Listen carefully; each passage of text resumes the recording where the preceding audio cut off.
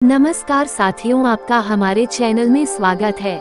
आज हम आपके लिए लाए हैं एक ऐसी कहानी जिसमें आप जानेंगे कि आखिर कहां कहां जाता है व्यक्ति का पाप।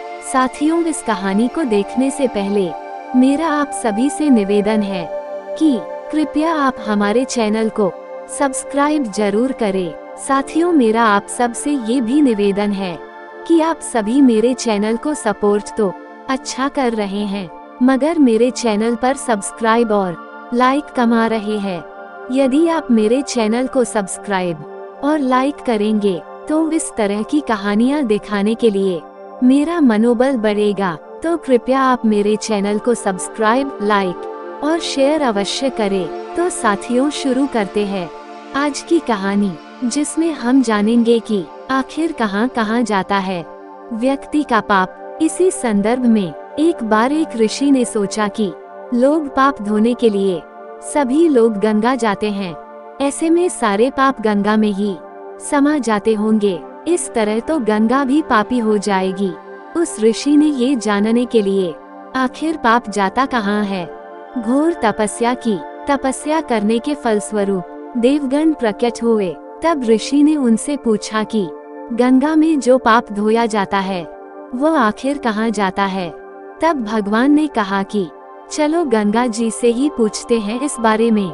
ऋषि और भगवान दोनों ने ही गंगा जी से पूछा कि हे गंगे, सब लोग तुम्हारे यहाँ पाप धोते हैं, तो इसका मतलब क्या आप भी पापी हुई। तब गंगा ने कहा कि मैं कैसे पापी हो गई, मैं तो सभी पाप लेकर समुद्र को अर्पित कर देती हूँ। इसके बाद ऋषि और भगवान समुद्र के पास गए और उनसे पूछा कि हे सागर, गंगा सभी पाप आपको अर्पित कर देती है, तो क्या आप पापी हो गए। तब समुद्र ने कहा कि मैं कैसे पापी हुआ, मैं तो सभी पापों को भाप बनाकर बादल बना देता हूँ।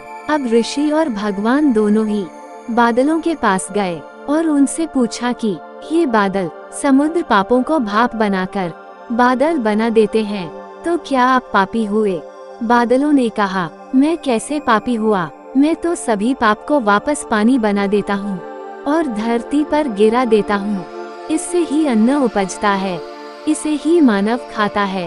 उस अन्न में जो अन्न जिस मानसिक स्थिति से उगाया जाता है और जिस वृत्ति से प्राप्त किया जाता है और जिस मानसिक अवस्था में खाया जाता है, उसी के आधार पर मानव की मानसिकता बनती है। यही कारण है जिसके लिए कहा जाता है कि जैसा खाए अन्न वैसा बनता है मन। जिस वृत्ति से अन्न प्राप्त किया जाता है और जिस मानसिक अवस्था में खाया जाता है, वैसा ही विचार मानव का बन जाता है। तो ऐसे में हमेशा हमें भोजन शांत रहकर ही ग्रहण करना चाहिए, और जो अन्न जिस धन से खरीदा जाए वह धन भी श्रम का होना चाहिए। तो साथियों, ये कहानी आपको कैसी लगी, हमें अवश्य राय दे। अगर कहानी अच्छी लगी हो तो कृपया हमारे चैनल को लाइक, सब्सक्राइब और शेयर जरूर करें। धन्यवाद।